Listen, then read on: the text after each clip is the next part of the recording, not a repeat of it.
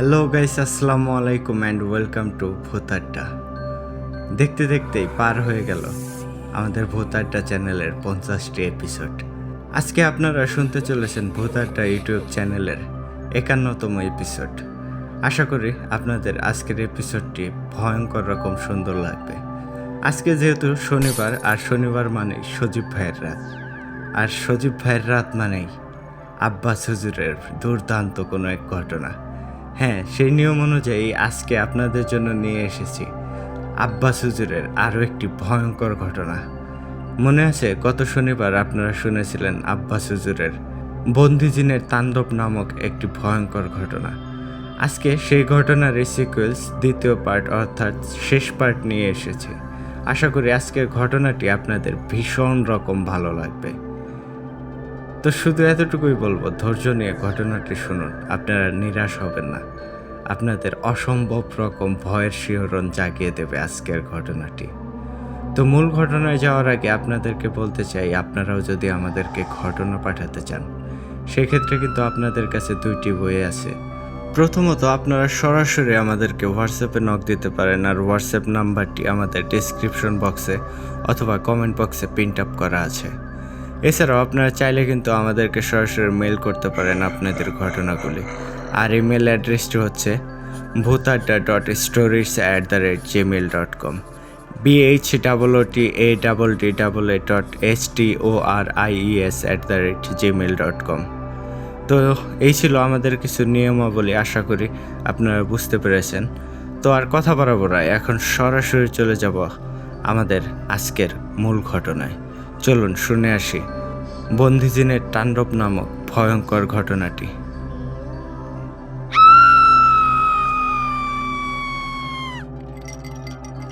আসসালামু আলাইকুম প্রিয় ইমরান ভাই ও ভূত আড্ডার সকল শ্রোতা বন্ধুগণ। আশা করি আল্লাহর অশেষ রহমতে আপনারা সবাই অনেক ভালো আছেন। আলহামদুলিল্লাহ, আমিও ভালো আছি। আমি মোহাম্মদ সজীব হোসেন। প্রথমেই ধন্যবাদ ও ভালোবাসা জানাই ইমরান ভাইকে আমাদের ঘটনাগুলোকে এত সুন্দর করে পড়ে শোনানোর জন্য। ইমরান ভাইয়ের কণ্ঠে ঘটনাটা জীবন্ত হয়ে উঠেছে। আজ আপনাদের জন্য আব্বাস হুজুরের বন্দিজিনের তাণ্ডব ঘটনার শেষ অংশ নিয়ে আসলাম। আশা করি আপনাদের অনেক ভয়ঙ্কর রকম সুন্দর লাগবে। আগের পর্বে যেখান থেকে ঘটনাটা শেষ করেছিলাম, আজ সেখান থেকেই আবার শুরু করছি। সবাই একটু নড়ে চড়ে বসুন, কারণ ভয়ঙ্কর কিছু শুনতে চলেছেন আপনারা। তাহলে চলুন শুনে আসি আব্বাস হুজুরের ভয়ঙ্কর ঘটনা, আর প্রবেশ করি ভয়ের দুনিয়ায়। বলছেন আব্বাস হুজুর। আমি হুজ্জার জন্য অপেক্ষা করতে থাকি, কিন্তু হুজ্জা আসে না। আমি অনেক চিন্তায় পড়ে যাই। আমি 2 রাকাত নামাজ আদায় করি। নামাজ শেষ করে সালাম পেরানোর সাথে সাথে আমি বাড়ির উঠোনে কিছু একটা পড়ার শব্দ পাই। আমি ঘর থেকে বের হয়ে বাইরে যাই, আর বাইরে গিয়ে যা দেখি সেটা দেখে আমার মাথায় যেন আকাশ ভেঙে পড়ার মতো অবস্থা।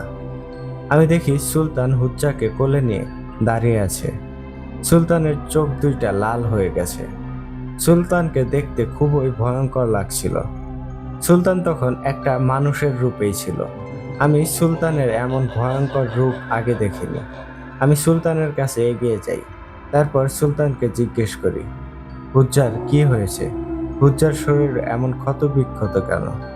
তখন সুলতান বলে, আব্বাস, তুমি যার বিষয়ে তথ্য আনতে পাঠিয়েছিলে তার অনুসারীরা হুজ্জার উপর আক্রমণ করে। হুজ্জা একা একা তাদের সাথে লড়াই করে পারছিল না। আমাকে একজন খবর দেয়, আর আমি সাথে সাথে সেখানে চলে যাই। আমাকে দেখে সেই শয়তানের অনুসারীরা পালিয়ে যায়। আব্বাস হুজুর সুলতানের কথা শুনে অনেক ভয় পেয়ে যায়। সুলতান তখন আবারও বলে, আব্বাস, সেই শয়তানটা সাধারণ কোনো শয়তান না। সে সরাসরি ইবলিসের অনুসারী।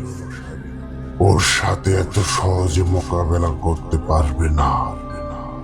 ও অনেক বছর বন্দী ছিল, মুক্তি পেয়ে সে আরো হিংস্র হয়ে গেছে। আমাদের যা করতে হবে একটু ভেবেচিন্তে করতে হবে। তবে আমার মনে হয় এই কাজটা সহজে সমাধান করা যাবে না। আর আমার ভয় হচ্ছে কাদের মিয়ার পরিবারের জন্য। না জানি কখন শয়তানটা তাদের পরিবারের বড় কোনো ক্ষতি করে ফেলে। সুলতানের এই কথাগুলো শুনে আমার ভয় আরো বেড়ে যায়। আমি সুলতানকে হুজ্জাকে নিয়ে ঘরে আসতে বলি, কিন্তু সুলতান ঘরে না এসে উঠানেই দাঁড়িয়ে থাকে। সুলতান আমাকে বলে, আব্বাস, তুমি চিন্তা করো না, হুজ্জা সুস্থ হয়ে যাবে। আর তুমি সাবধানে থাকবে। তোমার ওপর শয়তানটা যখন তখন আক্রমণ করে দিতে পারে। আর তুমি কাল কাদের মিয়ার বাড়িতে গিয়ে ওদের বাড়িটা বন্ধ করে দিয়ে আসবে। আর ওদের সবাইকে সাবধানে থাকতে বলবে।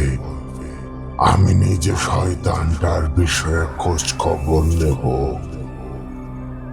এখন আমি যাই, তুমি সাবধানে থেকো বন্ধু। কথাটা বলেই সুলতান সালাম দিয়ে চলে যায়। আমি তখন উঠানেই ঠায় দাঁড়িয়ে থাকি। হুজ্জার জন্য আমার অনেক কষ্ট লাগছিল। সুলতান যদি সময় মতো সেখানে না যেত তাহলে হুজ্জার কি হতো? আমার চোখটা ভিজে যায়, আমার কান্না চলে আসে। আমি নিজেকে নিজেই সান্ত্বনা দিই। এমন সময় ফজরের আজানের সময় হয়ে যায়। আমি মসজিদের দিকে রওনা দেই। নামাজ শেষ করে আমি বাড়িতে আসি। তারপর আমার প্রয়োজনীয় জিনিসগুলো নিয়ে আমি আমার মায়ের থেকে বিদায় নিয়ে কাদের মিয়ার বাড়ির উদ্দেশ্যে রওনা দেই। আমি কাদের মিয়ার বাড়িতে পৌঁছে যাই। সকাল সকাল আমাকে কাদের মিয়া দেখে অবাক হয়, আবার খুশিও হয়। আমি কাদের মিয়ার পরিবারের খোঁজ খবর নেই। তাদের কোনো সমস্যা হচ্ছে কিনা সেগুলো জানতে চাই। কাদের মিয়া জানায় রাতে কোনো সমস্যা হয়নি। আমি কাদের মিয়ার ছেলে সেলিম ও তার মেয়ে কোথায় আছে জানতে চাই। কাদের মিয়া জানায় তারা এখনো ঘুম থেকে ওঠেনি। আমি কাদের মিয়াকে ঠান্ডা মাথায় বলি, দেখুন, আপনার ছেলে মেয়ে প্রাপ্তবয়স্ক, তাদেরকে নামাজের জন্য বলবেন, আল্লাহর কাছে বেশি বেশি সাহায্য চাইবেন। আমার উপকারের চেয়ে আপনারা নিজে নামাজে আল্লাহর কাছে সাহায্য চাইবেন, দেখবেন সেটাতেই বেশি উপকার হবে। আপনার ছেলে মেয়েকে ডাক দিন, তাদের হাত মুখ ধুয়ে অজু করে আসতে বলেন। আমার কথা শুনে কাদের মিয়া লজ্জা পায়। তারপর কিছু না বলে আমাকে ঘরের মধ্যে নিয়ে যায়। আমি ঘরে ঢোকার সাথে সাথে আমার শরীরটা কেঁপে ওঠে। আমার মনে হচ্ছিল খারাপ কিছু হবে মনে হয়। আমার এমন মনে হওয়ার কারণও ছিল, আল্লাহ পাক আমাকে আধ্যাত্মিক জ্ঞান দান করেছেন। আমি অনেক কিছুই বুঝতে পারি। এটা আল্লাহর একটা নিয়ামত। কাদের মিয়া তার ছেলে মেয়েকে ডাক দেয়। কাদের মিয়ার মেয়ে ঘুম থেকে ওঠে, কিন্তু সেলিম ঘুম থেকে ওঠে না।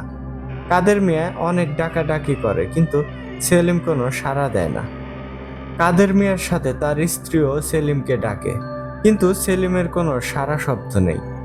আমি মনে মনে আল্লাহর কাছে দোয়া করতে থাকি, খারাপ কিছু যেন না হয়। সেলিম দরজা খুলছে না দেখে আমি দরজার কাছে যাই। আমিও সেলিমকে ডাকি, কিন্তু না, সেলিমের কোনো সাড়া শব্দ নেই। কাদের মিয়ার স্ত্রী তো কান্নাকাটি শুরু করে দেয়। কাদের মিয়ার ডাকাডাকি ও তার স্ত্রীর কান্নাকাটি শুনে পাশের বাড়ির মানুষ চলে আসে। এদিকে আমি খেয়াল করলাম কাদের মিয়ার মেয়ে সীমা তার ঘরে চলে গেল।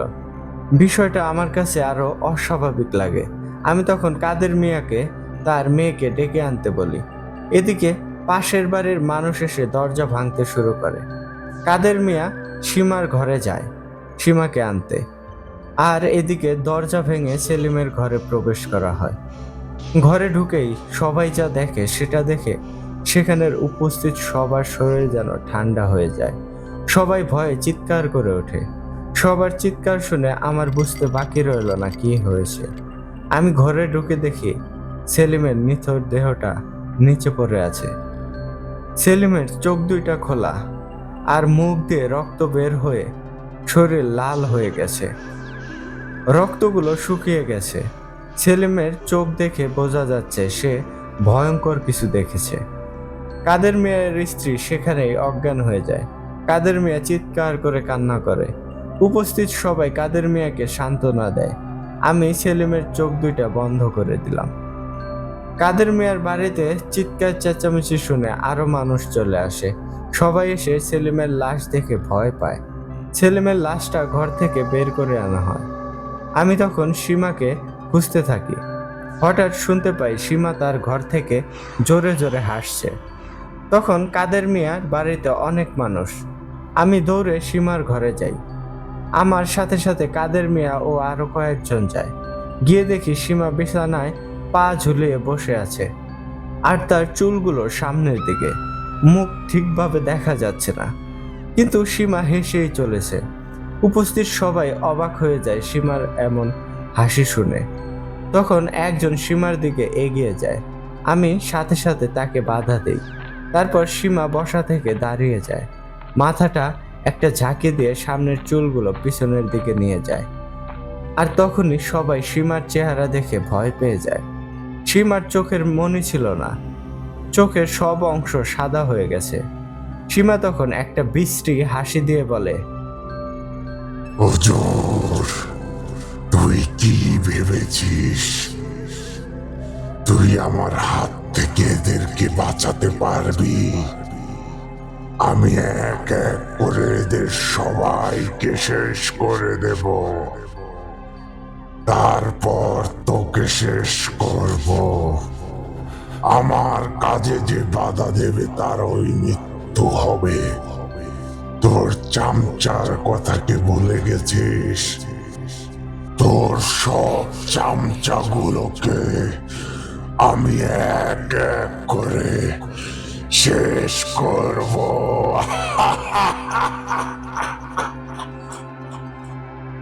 সীমার এমন ভয়ঙ্কর হাসি আর এসব কথা শুনে উপস্থিত সবাই ভয় পেয়ে ঘর থেকে বের হয়ে যায়।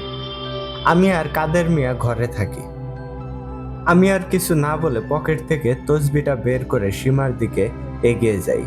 সীমা তখন আবারও আমাকে বলে, আমার কাছে আসবি না, না হলে এখানেই তোকে পুঁতে দেব। আমি ওর কথায় পাত্তা না দিয়ে ওর কাছে গিয়ে তসবিটা ওর কপালে চেপে ধরি। তসবিটা চেপে ধরার সাথে সাথে সীমার চেহারাটা লাল হয়ে যায়। সীমা রাগে ফুঁসতে থাকে। আমি অবাক হই, কারণ আজ পর্যন্ত এই তসবির অনেক শক্তিশালী শয়তানের ওপর প্রভাব ফেলেছে। শয়তানগুলো চিৎকার করে উঠেছে, কিন্তু এর যেন কিচ্ছুই হচ্ছে না। আমি তখন বুঝে গিয়েছিলাম এটা অনেক বেশি শক্তিশালী। আমি তখন কোরআনের শক্তিশালী আয়াত পড়তে থাকি। তখন আমি দেখি সীমা আরো রেগে যাচ্ছে।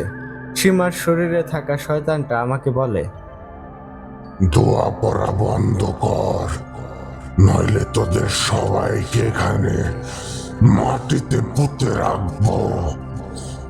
তুই আমার প্রভুকে চিনিস না। সে যদি জানতে পারে তুই আমাকে কষ্ট দিচ্ছিস, তাহলে তোর কি অবস্থা হবে তুই ভাবতেও পারবি না। আমি কোনো কথা না বলে কোরআনের আয়াত পড়তেই থাকি, আর এদিকে সীমা ছটফট করতে থাকে। আমি বুঝতে পারি শয়তানটা কষ্ট পাচ্ছে। একসময় শয়তানটা সীমার শরীর ছেড়ে চলে যায়। সীমা অজ্ঞান হয়ে যায়।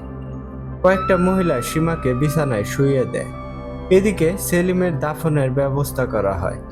আমি নিজেই সেলিমকে গোসল করে কাফন পরিয়ে দেই। সারা বাড়িতে শোকের ছায়া। কাদের মিয়া পাথরের মতো নির্বাক হয়ে সব যেন দেখছেন। কাদের মিয়ার স্ত্রী বারবার অজ্ঞান হয়ে যাচ্ছে। নিজের ছেলের এমন করুণ মৃত্যু কেউ মেনে নিতে পারবে না। সেলিমের দাফন সম্পন্ন করে সবাই চলে আসি। আমি কাদের মিয়ার বাড়িতেই থাকি। কাদের মিয়াকে আমি সান্ত্বনা দেই। আমি জানি আমার সান্ত্বনাতে কাদের মিয়ার কিছুই হবে না। একটা বাবার কাঁধে সন্তানের লাশ পৃথিবীর সব কষ্টকে হার মানায়। কাদের মিয়া শোকে পাথর হয়ে যায়, কোনো কথা বলে না।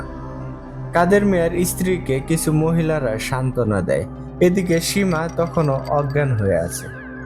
সে জানেই না তার আদরের ছোট ভাই আর পৃথিবীতে নাই। তাকে বোন বলে আর কেউ ডাকবে না। সত্যি বলতে আমি নিজেই অনেক কষ্ট পাচ্ছিলাম সেলিমের এমন অকাল মৃত্যুতে। আর ওর মা, বাবা, বোন, আত্মীয় স্বজন কিভাবে মেনে নেবে এই মৃত্যুটা? কিন্তু কিছু করারও তো নেই। সবাইকে তো একদিন এই পৃথিবী ছেড়ে চলে যেতেই হবে।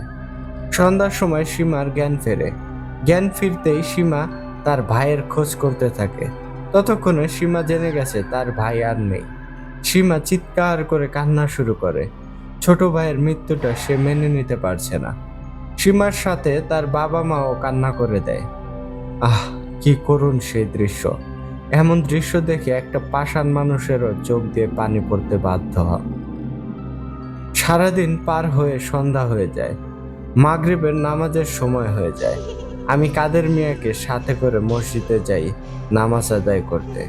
আমি বাড়িতে সীমা ও তার মাকে নামাজ আদায় করতে বলি। নামাজ আদায় করে মসজিদ থেকে বের হয়ে কিছু মানুষ আমাকে ঘিরে ধরে। তারা আমাকে জিজ্ঞেস করে, সেলিমের মৃত্যুর কারণটা কি? এমন নিষ্ঠুরভাবে কে হত্যা করলো? তারা সবাই বুঝতে পেরেছিল সেলিমের মৃত্যুটা অস্বাভাবিকভাবে হয়েছে। সবাই আমাকে কাদের মিয়াকে সাহায্য করতে বলে, কারণ গ্রামের মানুষ জানতো কাদের মিয়ার পরিবারের সাথে কি কি ঘটেছে। আমি তাদের জানাই, আল্লাহ চাইলে সবকিছু ঠিক হয়ে যাবে। তারপর আমি কাদের মিয়াকে সাথে করে তার বাড়িতে চলে আসি। বাড়িতে এসে আমি কাদের মিয়াকে জানাই তার মেয়ে আর স্ত্রীকে আজ এই বাড়িতে না রাখতে, কারণ যে কোনো সময় বিপদ ঘটতে পারে। কাদের মিয়া তার মেয়ে আর স্ত্রীকে পাশের বাড়িতে রেখে আসে। আমি কাদের মিয়াকেও তাদের সাথে থাকতে বলি, কিন্তু কাদের মিয়া আমার সাথে থাকতে চায়। আমি আর না করিনি। আমি সেলিমের রুমে ঢুকে দরজা বন্ধ করে দেই। আমি একটা জায়নামাজ বিছিয়ে বসে পড়ি। তারপর কিছু আমল করি, নফল নামাজ আদায় করে জিকির করি। আমি দেখতে চাচ্ছিলাম শয়তানটা আসে কিনা। মাঝরাতে হঠাৎ আমি দেখতে পাই বড় হুজুর এসেছে। বড় হুজুরের সাথে তার দুইজন সহযোগীও এসেছে। আমি বড় হুজুরকে সালাম দেই। আজ অনেক দিন পর বড় হুজুরের সাথে দেখা আমার। আমি অনেক খুশি হই বড় হুজুরকে দেখে। বড় হুজুর আমাকে জড়িয়ে ধরে। তারপর বড় হুজুর আমাকে বলে, আব্বাস, তোমার এভাবে একা একা এখানে থাকা ঠিক হয়নি, কারণ শয়তানটা যখন তখন আসতে পারে, আর ওর সাথে তুমি সরাসরি মোকাবেলা করতে পারবে না। আমি তখন বড় হুজুরকে বলি, হুজুর, আপনি একটা উপায় বের করুন কিভাবে শয়তানটাকে শেষ করা যায়। বড় হুজুর তখন বলে, আব্বাস, আমার সব কিছু ভাবা হয়ে গেছে, কি করতে হবে। এই কাজে আমি নিজে তোমাকে সাহায্য করব। আমি বড় হুজুরের কথায় অনেক সাহস পাই। তারপর আমি হুজ্জার কথা জিজ্ঞেস করি, সে কেমন আছে। বড় হুজুর জানায় হুজ্জা এখন সুস্থ আছে। বড় হুজুর আমাকে কিছু দোয়া শিখিয়ে দেয় আর বলে, আব্বাস, শয়তানটা আবারও আসবে। সে যদি সীমার উপর আচর করে, তাহলে তুমি এই দোয়াগুলো পড়বে। সে অনেক রেগে যাবে আর তোমাকে অনেক ভয় দেখাবে, হুমকি দেবে, কিন্তু তুমি ভয় পাবে না। ওকে সীমার শরীরে বন্দি করে রাখার চেষ্টা করবে। তারপর যা করতে হয় আমি করব। আমি সময় মতো চলে আসব। আমি এখন তাহলে আসি। কথাগুলো বলে বড় হুজুর সালাম দিয়ে চলে যায়। আমি কিছু সময় বসে জিকির করি। বসে থাকতে থাকতে আমার ঘুম চলে আসে। আমি ঘুমিয়ে যাই। আর ঘুমের মাঝেই আমি ভয়ঙ্কর একটা স্বপ্ন দেখি। আমি দেখি আমি তাহাজ্জুদের নামাজ আদায় করার জন্য দাঁড়িয়ে যাই। তখন আমার মনে হলো কেউ আমার পেছনে দাঁড়িয়ে আছে। আমি নামাজে মন দেই, কিন্তু বারবার আমার সব ভুল হয়ে যাচ্ছিল। হঠাৎ করে আমার মনে হলো একটা বাতাস আমার চারপাশে ঘুরে বেড়াচ্ছে। হঠাৎই আমার খুব মাথা ব্যথা শুরু হয়। আমি আর দাঁড়িয়ে থাকতে পারছিলাম না। আমি বসে পড়ি। আমার মাথা ঘুরছিল। আমি চোখের ঝাপসা দেখছিলাম। হঠাৎ আমি দেখি একটা কালো ছায়া আমার সামনে দাঁড়িয়ে আছে। কোনো মানুষ দেখা যাচ্ছে না, শুধু ছায়াটা দেখা যাচ্ছে। ঘরটা গরম হয়ে যায়। একটু পর দেখি আরো কয়েকটা কালো ছায়া ঘরে প্রবেশ করেছে। তারা আমার চারপাশে ঘুরে বেড়াচ্ছে আর জোরে জোরে হাসছে। আহ, কি সেই ভয়ঙ্কর হাসি! আমি দোয়া পড়ার অনেক চেষ্টা করি, কিন্তু আমার কিছু মনে আসছিল না। হঠাৎ একটা ছায়া আমার সামনে এসে দাঁড়ায়, তারপর আমার গলা চেপে ধরে আমাকে দাঁড় করায়। আমার শরীরে কোনো শক্তি ছিল না, আমি তাকে বাধা দিতেও পারছিলাম না। সেই ছায়াটা আমার কানের কাছে মুখ নিয়ে এসে বলে, তোকে বলেছিলাম তোর এমন অবস্থা হবে তুই কল্পনাও করতে পারবি না। তুই এখন বুঝতে পারবি আমি কে। তোকে আমি এমনি এমনি মারবো না, তোকে আমি আমার প্রভুর নামে বলি দেব।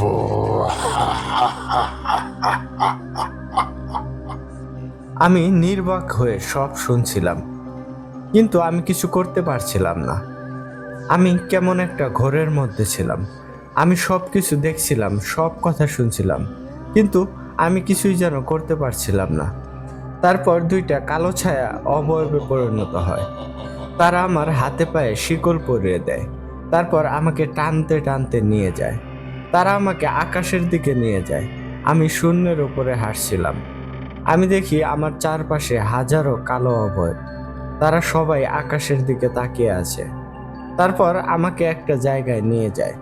জায়গাটা পৃথিবীর জায়গা না সেটা বুঝতে পারছিলাম। আমার হাত পায়ে শিকল পরিয়ে রাখা হয়। তারপর আমার শরীরে পানি ঢালা হয়। পানিটা খুবই দুর্গন্ধযুক্ত ছিল। আমি দেখি সেটা পানি না, সেগুলো হচ্ছে রক্ত। তারপর আমার শরীর থেকে শিকল খুলে নেওয়া হয়। আমি তখন দেখি হাজার হাজার অবয়ব মাটিতে হাঁটু গেড়ে বসে উপরের দিকে তাকিয়ে আছে। আমিও উপরের দিকে তাকাই। উপরের দিকে তাকিয়ে দেখি একটা কালো আলখেল্লা পরা কেউ একজন নিচের দিকে নামছে। তার মুখটা সেই কালো আলখেল্লা দিয়ে ঢাকা। তার হাতে একটা বড় তরবারি। সেই আলখেল্লা পরা জিনিসটা আমার সামনে এসে দাঁড়ায়। তারপর আমাকে বলে, আজ তোকে বলি দিয়ে আমি আমার শক্তি বাড়াবো। তোকে বলি দেওয়ার পর আমি ওই পরিবারের সবাইকে শেষ করে দেব। আমি অনেক বছর বন্দি ছিলাম, আমি এখন থেকে মানুষকে আর শান্তিতে থাকতে দেব না। তোর বলি দিলে আমার প্রভু আমার ওপর খুশি হয়ে যাবে, আমি আরো শক্তিশালী হয়ে যাব। আমি সব কিছু শুনেও কিছুই বলতে পারছিলাম না। আমার মনে হচ্ছে আমি আর আমার মাঝে নেই। আমি কিছু বলতে পারছিলাম না, আবার কিছু করতেও পারছিলাম না। আমি চুপচাপ সব কিছু দেখছিলাম। তারপর দুইটা অভয়ব এসে আমাকে ধরে এক জায়গায় নিয়ে যায়।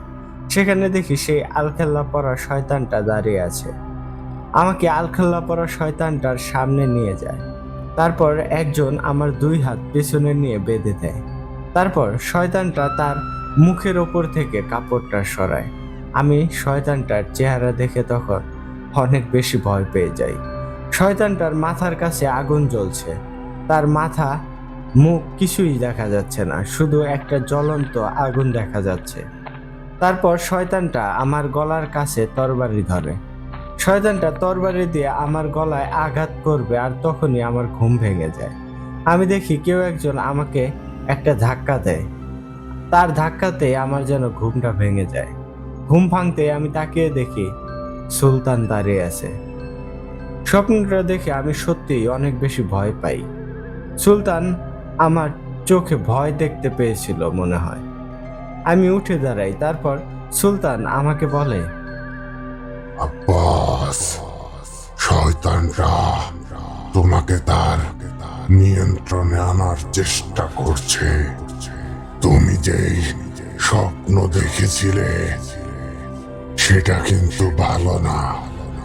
শয়তানরা তোমাকে নিয়ন্ত্রণ করে নিয়েছিল।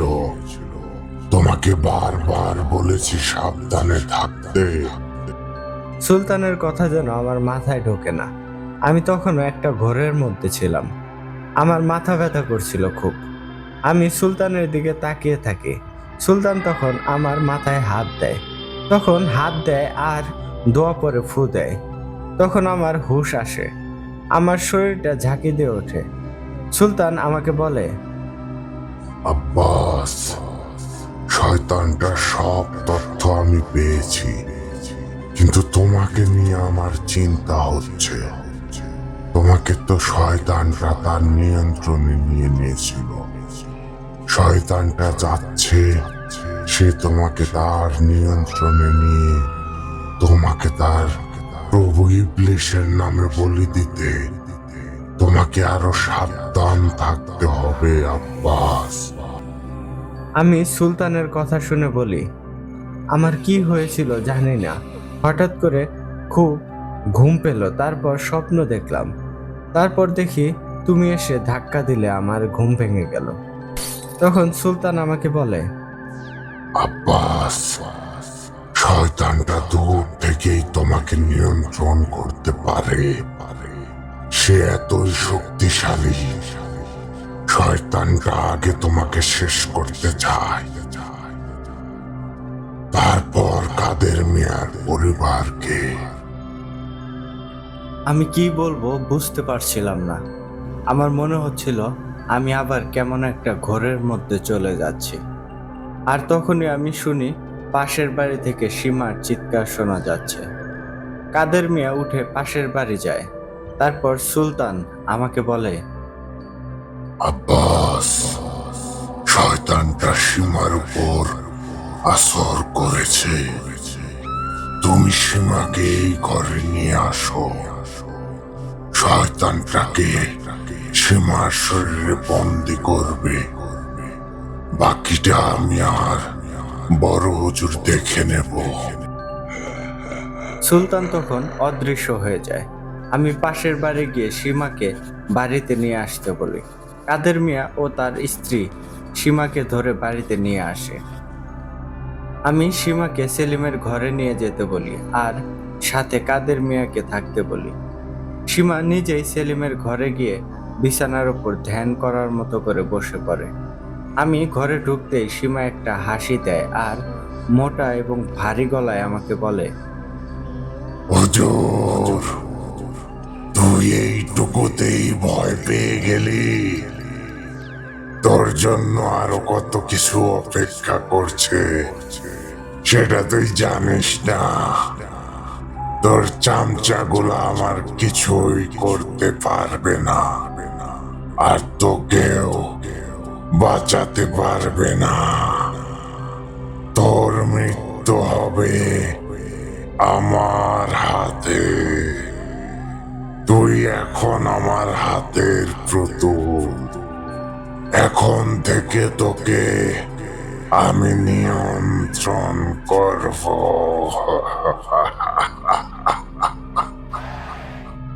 সীমার শরীরে থাকা শয়তানটার কথা শোনার পর আমার কেমন যেন মাথা ঘুরতে শুরু করে। আমি আবার চোখে ঝাপসা দেখছিলাম। কাদের মিয়া আমার পাশে দাঁড়িয়েছিল। তারপর আমি দেখি সীমার শরীর থেকে একটা কালো অবয়ব বের হয়ে এসে আমার চারপাশে ঘুরছে। কাদের মিয়া এটা দেখে ভয়ে ঘর থেকে বের হয়ে যায়। সীমা অজ্ঞান হয়ে বিছানায় পড়ে যায়।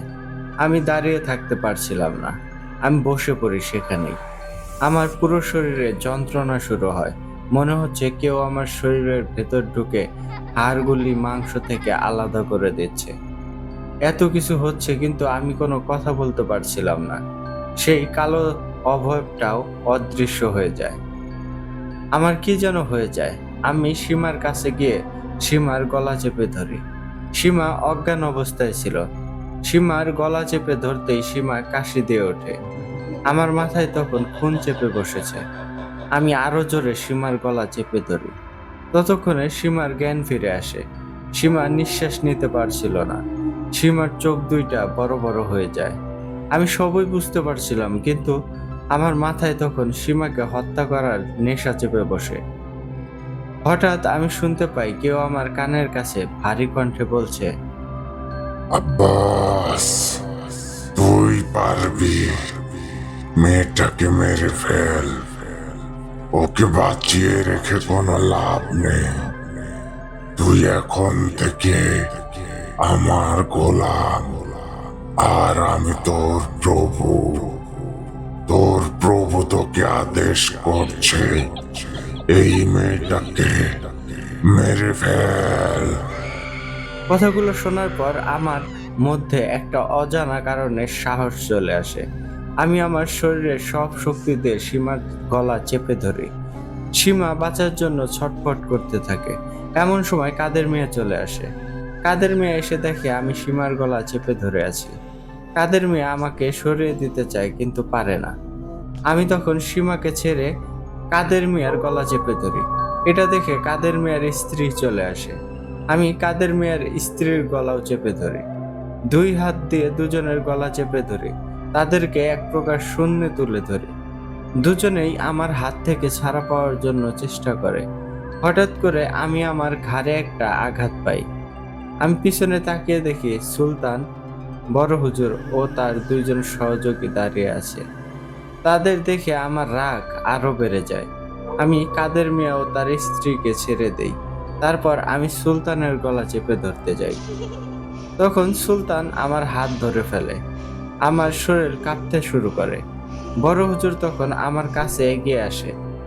বড় হুজুর এসে আমার চোখ দুইটা বন্ধ করে দেয়। তারপর আমার মাথায় হাত রেখে কি যেন করে। আমার মাথায় তখন প্রচন্ড যন্ত্রণা অনুভব করি। মনে হচ্ছে আমার মাথা দিয়ে কিছু একটা বের হয়ে গেল। আমি অজ্ঞান হয়ে যাই। আমার যখন জ্ঞান ফেরে আমি দেখি আমি কাদের মিয়ার বাড়িতেই আছি। আমার পাশে কাদের মিয়া বসে আছে। তখনও সকাল হয়নি। কাদের মিয়া আমাকে জানায় আমি কেন তাদেরকে মেরে ফেলতে চাইছিলাম। আমি বুঝতে পারছিলাম শয়তানটা আমাকে পুরোপুরি তার নিয়ন্ত্রণে নিয়ে নিয়েছে। আমি উঠে বসে কাদের মিয়াকে বলি, এই কাজ আমাকে দিয়ে হবে না। আমি এই কাজ করতে পারবো না। আপনারা অন্য কারো কাছে যান।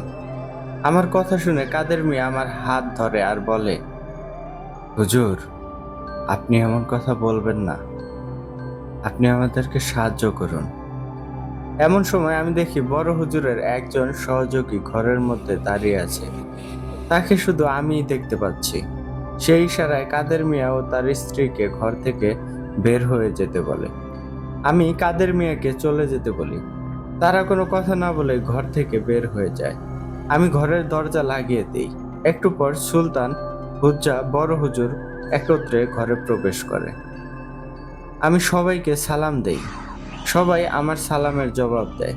তখন বড় হুজুর আমাকে নিয়ে বিছানায় বসায়। তারপর বড় হুজুর বলে,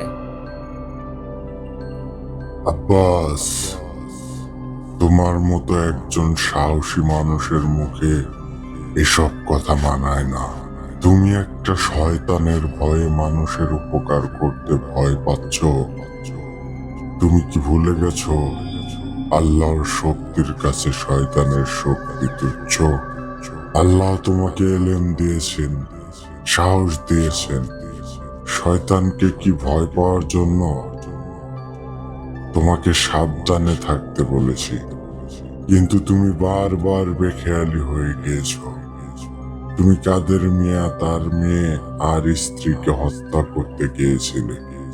সেই শয়তানটা তখন তোমাকে পুরোপুরি তার নিয়ন্ত্রণে নিয়ে নিয়েছিল। সেই সময় যদি আমরা না আসতাম, তাহলে হয়তো সেখানেই সব শেষ হয়ে যেত।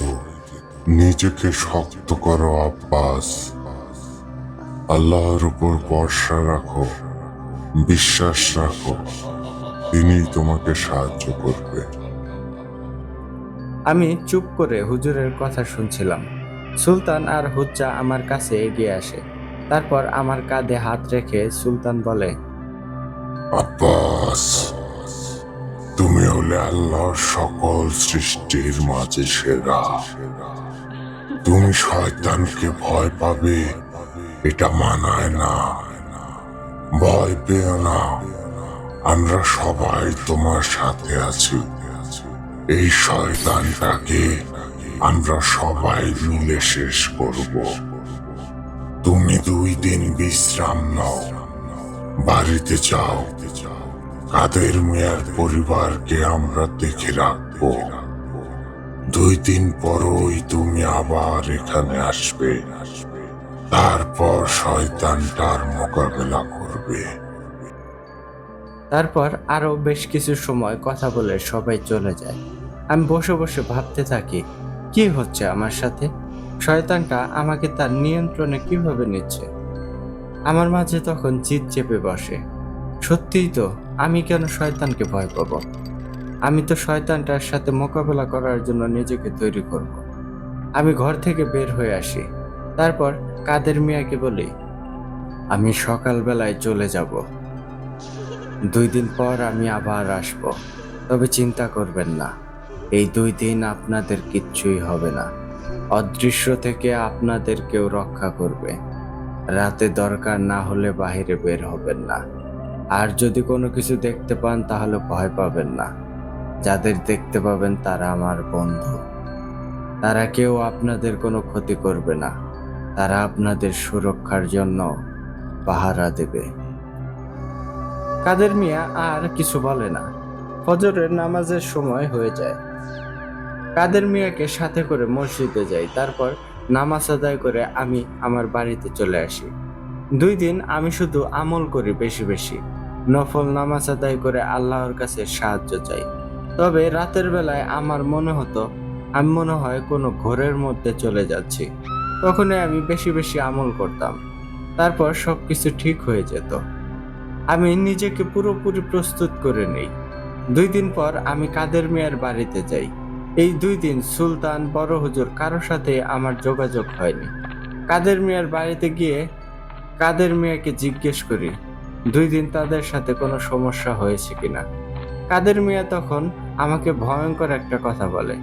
কাদের মিয়া বলে, হুজুর, আপনি যেদিন চলে গেলেন সেদিন রাতে আমি এশার নামাজ আদায় করে বাড়ি ফিরছিলাম।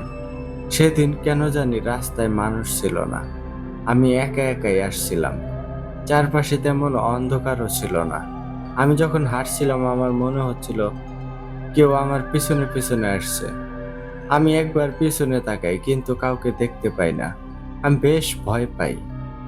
আমি আবার হাঁটতে শুরু করি। হঠাৎ একজন মানুষ আমার পাশ দিয়ে চলে যায়। খুব দ্রুত সেই মানুষটা আমার পাশ দিয়ে চলে যায়। আমি তার দিকে তাকিয়ে থাকি। আমি তাকিয়ে থাকতেই সে আমার চোখের সামনে অদৃশ্য হয়ে যায়। আমি তো এবার অনেক বেশি ভয় পাই। ভয়ে আমার শরীর যেন কাঁপতে থাকে।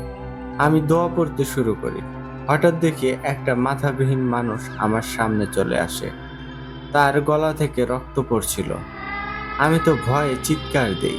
আর তখনই একটা কণ্ঠ আমার কানে ভেসে আসে।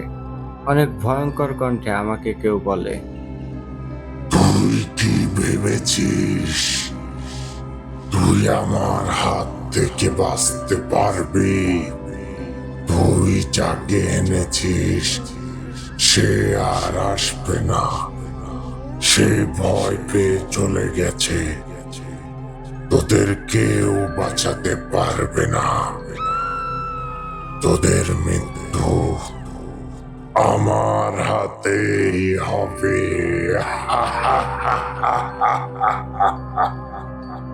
কথাগুলো বলে কণ্ঠটা বাতাসে মিলিয়ে যায়। আর আমি সেই মাথাবিহীন মানুষটাও আর দেখতে পাই না। আমি এক দৌড়ে বাড়ি চলে আসি। বাড়িতে এসে আমি পানি খাই। তারপর আমার স্ত্রীকে বলি কি হয়েছে। আমার কথা শুনে আমার স্ত্রীও অনেক ভয় পায়। আমরা তখন ঘরের দরজা বন্ধ করে এক ঘরে বসে থাকি। আমার মেয়ে সীমা ভয়ে কান্না শুরু করে দেয়। রাত যত বাড়তে থাকে আমাদের ভয়ও তত বাড়তে থাকে। একটা অজানা ভয়ে আমাদের প্রাণ যায় যায় অবস্থা। আমাদের চোখে ঘুম নেই, চোখে মুখে ভয় আর আতঙ্ক। এমন ভাবেই সময় যেতে থাকে। সেদিনের রাতটা মনে হয় আরো বেশি বড় ছিল। আনুমানিক মাঝরাত হবে। হঠাৎ করে বাইরে থেকে শুনতে পাই আমার ছেলে সেলিম আমাকে ডাকছে। খুবই করুণ কণ্ঠে সে আমাকে বাবা বাবা বলে ডাকছে। সেলিমের ডাক শুনে আমরা 3 জনে মারাত্মক ভয় পাই। কারণ সেলিম তো মারা গেছে, তাকে নিজ হাতে মাটি দিয়ে এসেছি। তাহলে বাইরে কে ডাকছে? এদিকে সেলিম ডেকেই যাচ্ছে আর দরজা ধাক্কা দিচ্ছে। সেলিম তার মাকে ডাকছে আর দরজা খুলে দিতে বলছে। হঠাৎ করে আমার স্ত্রী বিছানা থেকে উঠে দরজা খুলে দিতে যায়। আমি আমার স্ত্রীকে বাধা দেই, কিন্তু আমার স্ত্রী তখন ভয়ঙ্কর দৃষ্টিতে আমার দিকে তাকায়। আমি দেখি তার চোখ দুইটা রাগে লাল হয়ে আছে। আমার মেয়ে ভয় পেয়ে আমাকে জড়িয়ে ধরে কান্না শুরু করে দেয়। হঠাৎ আমার স্ত্রী পুরুষ কণ্ঠে বলে ওঠে, কিরে, তোরা ভয় পাচ্ছিস? ভয়ের তো কিছুই দেখিসনি। তোর ছেলে তোদের ডাকছে, তোরা শুনতে পাচ্ছিস না? তোর ছেলের একা একা থাকতে কষ্ট হচ্ছে, তোদেরকেও তোর ছেলের কাছে পাঠিয়ে দেব। তোর স্ত্রীকে আগে পাঠাবো, তারপর তোর মেয়েকে, এবং সব শেষে তোকে।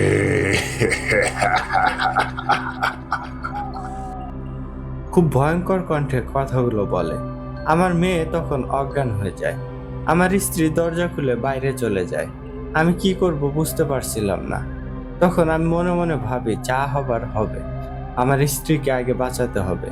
আমি আল্লাহর নাম নিয়ে সাহস করে বাইরে বের হই। বাইরে বের হয়ে দেখি একটা কালো অবয়ব আমার স্ত্রীর গলা চেপে ধরেছে। আমি গিয়ে সেই কালো অবয়বটার হাত ধরতে যাই, কিন্তু আমি তাকে ধরতে পারছি না। তার শরীর ভেদ করে আমার হাত চলে যাচ্ছে। মনে হচ্ছে কোনো কালো ধোঁয়ার মধ্যে আমার হাত চলে গেছে। তখন আমার কানে ভয়ঙ্কর অট্টহাসির শব্দ ভেসে আসে। কেউ একজন ভয়ঙ্করভাবে হাসছে। কি ভয়ঙ্কর সেই হাসি! ভয়ে যেন আমার কলিজা বের হয়ে আসবে মনে হয়। আমি জোরে জোরে চিৎকার করতে থাকি আর মানুষকে ডাকতে থাকি। তখন অদৃশ্য থেকে কেউ বলে, ডাক, আরো জোরে জোরে ডাক। আজকেও তোর ডাকে সাড়া দেবে না। তুই যত খুশি ডাকতে থাক, তোদের মৃত্যুর সময় ঘনিয়ে এসেছে। তোদেরকে মেরে আমি আরো শক্তিশালী হয়ে উঠব। তোদের কেউ বাঁচাতে আসবে না। এদিকে আমার স্ত্রী দম বন্ধ হয়ে ছটফট করতে থাকে। এমন সময় আমি দেখি একটা সাদা আলো আকাশ থেকে নিচের দিকে নেমে আসছে। চোখের পলকে সেই সাদা আলোকটা উঠানে এসে পড়ে, আর তখনই সেই কালো অবয়বটা আমার স্ত্রীকে ছেড়ে দেয়। আমাদের উঠানটা সাদা আলোয় ভরে যায়। সেই কালো অবয়বটা অদৃশ্য হয়ে যায়। আমার স্ত্রীও অজ্ঞান হয়ে মাটিতে পড়ে যায়। তখন অদৃশ্য থেকে কেউ একজন সুন্দর কণ্ঠে আমাকে সালাম দেয় আর বলে, আপনি আপনার স্ত্রীকে নিয়ে ঘরে চলে যান, ভয় পাবেন না। আমি আব্বাস হুজুরের বন্ধু। শয়তানটা এখন আর আপনাদের ক্ষতি করতে পারবে না। আপনাদের ঘরে গিয়ে দরজা বন্ধ করে শুয়ে থাকুন। ফজরের আজানের আগে আর কেউ বের হবেন না। তারপর সেই কণ্ঠটা মিলিয়ে যায়। সাদা আলোটাও অদৃশ্য হয়ে যায়। সেই কণ্ঠটা খুবই মধুর ছিল। এমন সুন্দর কণ্ঠ আমি জীবনেও শুনিনি। তারপর আমি আমার স্ত্রীকে ঘরে নিয়ে চলে আসি। আমার মেয়ে তখন অজ্ঞান হয়েছিল। আমি আমার স্ত্রীকে বিছানায় শুয়ে দেই। তারপর আমি সারা রাত বসেছিলাম আমার স্ত্রী আর মেয়ের পাশে। ভোরের আলো দেখা গেলে আমি ঘর থেকে বের হই। ততক্ষণে আমার মেয়ে আর স্ত্রীর জ্ঞান ফিরে আসে। সেই রাতে আর কোনো সমস্যা হয়নি। পরের রাতটাও কোনো সমস্যা হয়নি। কাদের মিয়ার কথাগুলো শুনে বুঝতে পারলাম সুলতান এসেছিল তাদের বাঁচাতে। মনে মনে অনেক খুশি হলাম আর সুলতানের জন্য দোয়া করলাম। আমি কাদের মিয়াকে বলি, আজ রাতের বেলায় আপনারা কেউই বাড়িতে থাকবেন না। আমি একা একা থাকবো। ভয় পাবেন না, আমার কিচ্ছু হবে না। এই বলে আমি কাদের মিয়াকে কিছু মাটি পড়া দেই। তারা যেই বাড়িতে থাকবে সেই বাড়ির চারপাশে যেন ছিটিয়ে দেয়, আমি এমনটাই বলি। তাহলে শয়তানটা তাদের উপস্থিত টের পাবে না। সারাদিন পার হয়ে যায়। মাগরিবের নামাজ আদায় করে আমি কাদের মিয়ার বাড়িতে চলে আসি। একটা ঘরে আমি একা একা বসে আমল করতে থাকি। পুরো বাড়িতে আমি একা ছিলাম। রাতের পরিবেশটা অন্য দিনের চেয়ে অনেক বেশি শুনশান ও নীরবতা ছিল। আমি কাদের মেয়েকে বলে দেই রাতের বেলায় তাদের বাড়িতে যেন কেউ না আসে, যতই চিৎকারের আওয়াজ হোক কেউ যেন না আসে। আমি বসে বসে জিকির করছিলাম, এমন সময় বড় হুজুর, সুলতান আর আরো কয়েকজন অনুসারী চলে আসে। আমি হুজুরকে সালাম দেই। বড় হুজুর আমার সালামের জবাব দিয়ে বলে, আব্বাস, আমি অনেক খুশি হয়েছি। তুমি নিজেকে প্রস্তুত করেছো। তুমি দেখো, শয়তানটার বিরুদ্ধে বিজয় আমাদেরই হবে। শয়তানের শক্তি ক্ষণস্থায়ী, কিন্তু আমার আল্লাহর শক্তি চিরস্থায়ী। তারপর বড় হুজুর চলে যায়। সুলতান আমার পাশে বসে থাকে। সুলতান আমাকে জানিয়ে দেয় কি কি করতে হবে। তারপর সুলতান অদৃশ্য হয়ে যায়। আমি বসে বসে অপেক্ষা করতে থাকি। মাঝরাতে একটা ভয়ঙ্কর হুংকার শুনতে পাই। আমি বুঝতে পারি শয়তানটা হয়তো চলে এসেছে। আমি সুলতানের শিখিয়ে দেয়া দোয়া পড়তে থাকি। সুলতান তখন অদৃশ্য থেকেই আমাকে বলে, আব্বাস, শয়তানটা চলে এসেছে। শয়তানটা একাই আসেনি, সে তার বাহিনী নিয়ে এসেছে। শয়তানটা বুঝতে পেরেছে সে একা একা আমাদের সাথে লড়াই করে পারবে না, তাই তার বাহিনী নিয়ে চলে এসেছে। তুমি ভয় পেও না আব্বাস, তুমি তোমার কাজ চালিয়ে যাও। তারপর আমি জোরে জোরে দোয়া পড়তে থাকি। হঠাৎ বাইরে থেকে ভয়ঙ্কর কণ্ঠে কেউ একজন বলে ওঠে, হুজুর, তুই অনেক বড় ভুল করেছিস। তুই কি ভেবেছিস তোর চামচাদের দিয়ে আমাদের সাথে লড়াই করবি? আজ তোকে সহ তোর চামচাদেরকে এখানেই শেষ করে দেব। আজ আমি আমার সমস্ত শক্তি নিয়ে এসেছি। দেখি তোরা কিভাবে বাঁচতে পারিস।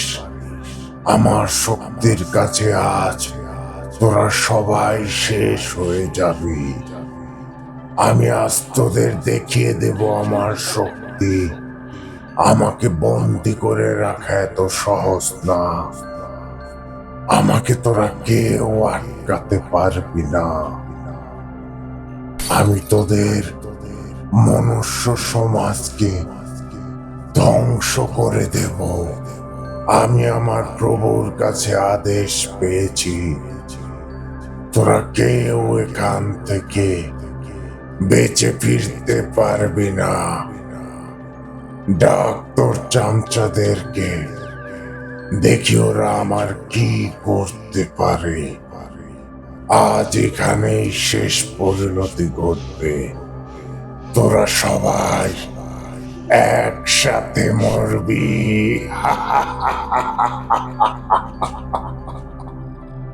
কি ভয়ঙ্কর সেই কণ্ঠ! আসমান জমিন কেঁপে উঠেছিল সেই ভয়ঙ্কর আওয়াজে। এমন সময় সুলতান আমাকে বলে, আব্বাস, তুমি কি ভয় পাচ্ছ? ভয় পেও না বন্ধু। শয়তানটা জানে না আল্লাহর শক্তির কাছে তার শক্তি মূল্যহীন। আজ আমি শয়তানকে বুঝিয়ে দেব আল্লাহর শক্তি সম্পর্কে। তুমি ঘরের বাইরে বের হও, শয়তানের সামনে যাও, ওর মোকাবেলা করো। আমরা সবাই আছি। তুমি বাইরে গিয়ে দেখো কি হয়। সুলতানের কথা শুনে আমি দরজা খুলে বাইরে বের হই। বাইরে বের হয়ে দেখি বিশাল কালো আলখেল্লা পরা একজন দাঁড়িয়ে আছে, আর তার পিছনে হাজার হাজার কালো অবয়ব। ভয়ে আমার শরীর কেঁপে ওঠে। তখনই পেছন থেকে কেউ একজন আমার কাঁধে হাত রাখে। আমি পেছনে ফিরে দেখি বড় হুজুর। বড় হুজুর মুচকি হাসি দিয়ে বলে, কি আব্বাস, ভয় পাচ্ছ? ভয় পেও না। শয়তানের কাজই হচ্ছে বড় বড় কথা বলা। কিন্তু এখন দেখো শয়তানটার কি অবস্থা করি। ওর পালানোর পথ থাকবে না। এই বলে বড় হুজুর আমার হাতে একটা ছোট্ট পানির বোতল দেয়। পানিটা আমাকে খেতে বলে। আমি পানিটা খাই। পানিটা খাওয়ার পর আমার ভেতর থেকে সব ভয় যেন নিমিষেই উড়ে যায়। আমি গিয়ে শয়তানটার সামনে দাঁড়াই। শয়তানটা আমার চেয়েও 100 গুণ বড় ছিল। বিশাল বড় তার দেহ। শয়তানটা তার পা দিয়ে মাটিতে আঘাত করে। সাথে সাথে মাটি যেন কেঁপে ওঠে। আমি পড়েই যাব, তখনই হুজ্জা আমাকে ধরে ফেলে। সুলতান আর হুজ্জা আমাকে পিছনে রেখে তারা দুজন সামনে এগিয়ে যায়। সুলতান আর হুজ্জা একসাথে বলে ওঠে, শয়তান, তুই একজন সামান্য মানুষকে মারার জন্য তোর সৈন্য নিয়ে এসেছিস। তাহলে আমাদের সাথে তুই লড়াই করবি কিভাবে? তোর সমস্ত শক্তি নিয়ে তুই যখন এসেছিস আমাদের সাথে লড়াই করতে, তাহলে আমরাও প্রস্তুত তোর মোকাবেলা করার জন্যে। তবে আমরা আল্লাহর পবিত্র কোরআন দিয়ে তোর মোকাবেলা করব। যদি পারিস তুই সহ তোর সৈন্য দল আল্লাহর কোরআনের মোকাবেলা কর। কথাগুলো বলেই সুলতান ও হুজ্জা কোরআন তেলাওয়াত শুরু করে। আমি মন্ত্রমুগ্ধের মতো ওদের তেলাওয়াত শুনছিলাম। আমি ভুলেই গিয়েছিলাম আমার সামনে একটা শক্তিশালী শয়তান আর তার সৈন্যরা দাঁড়িয়ে আছে। সুলতান আর হুজ্জার তেলাওয়াত শুনে শয়তানটার সৈন্যরা চিৎকার করতে করতে সেখান থেকে পালিয়ে যায়। কিন্তু শয়তানটা সেখানে থেকে যায় না। শয়তানটা রাগে ভয়ঙ্কর আওয়াজ করে আর তেলাওয়াত বন্ধ করতে বলে। বড় হুজুর আমার পাশে এসে দাঁড়ায় তখন।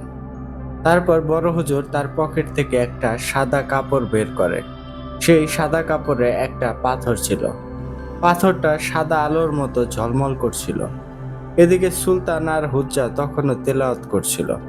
বড় হুজুর সেই পাথরটা বিসমিল্লাহ বলে চুমু খায়। তারপর পাথরটা শয়তানের দিকে ছুঁড়ে মারে। পাথরটা শয়তানের পায়ে গিয়ে লাগে আর সাথে সাথে শয়তানটা বিকট একটা চিৎকার করে ওঠে। শয়তানটার চিৎকারে আকাশ যেন ভেঙে পড়বে মনে হচ্ছে। শয়তানটা এবার আস্তে আস্তে তার রূপ পাল্টাতে থাকে।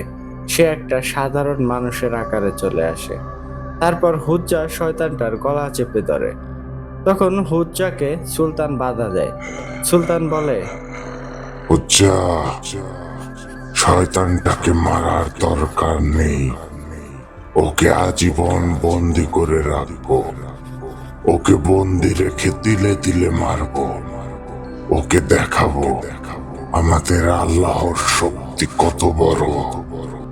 বড় হুজুর সুলতানের কথা শুনে মুচকি হাসে। তারপর সুলতানের কথায় সম্মতি দেয়। সুলতান তখন শয়তানটাকে ধরে ওর হাতে পায়ে শিকল পরিয়ে দেয়।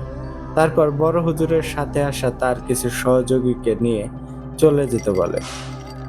শয়তানটাকে সেখান থেকে নিয়ে যায়। বড় হুজুর তখন আমাকে বলে, আব্বাস, সব সমস্যার সমাধান হয়ে গেছে। আর কোনো ভয় নেই। একটা কথা মনে রাখবে, শয়তানের ভয়ে কখনো ভালো কাজ থেকে দূরে সরে যাবে না। আল্লাহর কাছে সাহায্য চাইবে। আল্লাহর সাহায্য অবশ্যই করবে। ভালো থেকো আর সাবধানে থেকো। আবার দেখা হবে অন্য কোনো শয়তানের বিরুদ্ধে লড়াইয়ের সময়। তারপর বড় হুজুর, হুজ্জা, সুলতান সবাই সালাম দিয়ে চলে যায়। আমি উঠানেই সিজদাতে পড়ে যাই। আল্লাহর কাছে তওবা করি। আমি একটা শয়তানকে ভয় পাচ্ছিলাম। আল্লাহর কাছে ক্ষমা চাই। তখনই ফজরের আজানের সময় হয়। আমি মসজিদে যাই, অজু করে নামাজ আদায় করে কাদের মিয়ার বাড়িতে আসি। আমি দেখি কাদের মিয়ার বাড়িতে অনেক মানুষ ভিড় করে আছে। আমি আসতেই কাদের মিয়া সহ কয়েকজন আমাকে জিজ্ঞেস করে রাতে কি হয়েছিল। এত ভয়ঙ্কর আওয়াজ হচ্ছিল আর সুমধুর কণ্ঠে কারা কোরআন তেলাওয়াত করছিল। আমি তাদেরকে বেশি কিছু বলি না, শুধু বলি ওরা সবাই আমার বন্ধু ছিল, আমার কাজে তারা আমাকে সাহায্য করে। তারপর কাদের মিয়াকে জানাই তাদের আর কোনো সমস্যা হবে না। কাদের মিয়া আমার হাত ধরে কান্না করে দেয়, সেলিমের জন্য দোয়া করতে বলে। তারপর সবার কাছ থেকে বিদায় নিয়ে চলে আসি। এরপর আমি আল্লাহর নিকট শুকরিয়া আদায় করি। ইমরান ভাই, এই ছিল বন্দিজিনের তাণ্ডব ঘটনার শেষ অংশ। আশা করি আপনার কণ্ঠে ঘটনাটা শুনতে অনেক বেশি ভালো লাগবে। আপনার জন্য মন থেকে দোয়া ও ভালোবাসা রইল প্রিয় ইমরান ভাই। আপনি এত সুন্দর করে আমাদের ঘটনাগুলো পড়ে শোনান। দোয়া করি আপনি সব সময় সুস্থ থাকুন, আল্লাহ আপনাকে ভালো রাখুক। সবাই আমার জন্য দোয়া করবেন। আবারও সামনের সপ্তাহে আব্বাস হুজুরের নতুন কোনো ঘটনা নিয়ে আসবো ইনশাল্লাহ। সবাই ভালো থাকবেন, সুস্থ থাকবেন, আর ভূত আড্ডার সাথেই থাকবেন। আসসালামু আলাইকুম। আমি সজীব হোসাইন।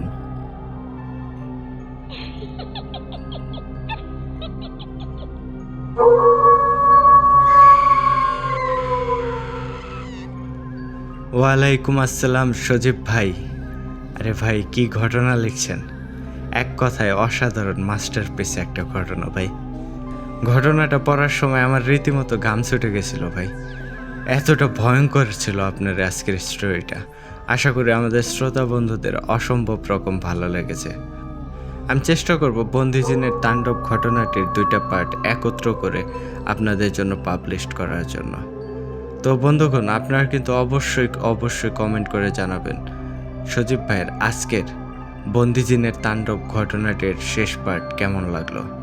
আপনাদের এক একটা কমেন্ট কিন্তু আমরা পর্যবেক্ষণ করি। তো অবশ্যই আপনারা কিন্তু আপনাদের মূল্যবান মতামত আমাদের সাথে শেয়ার করবেন।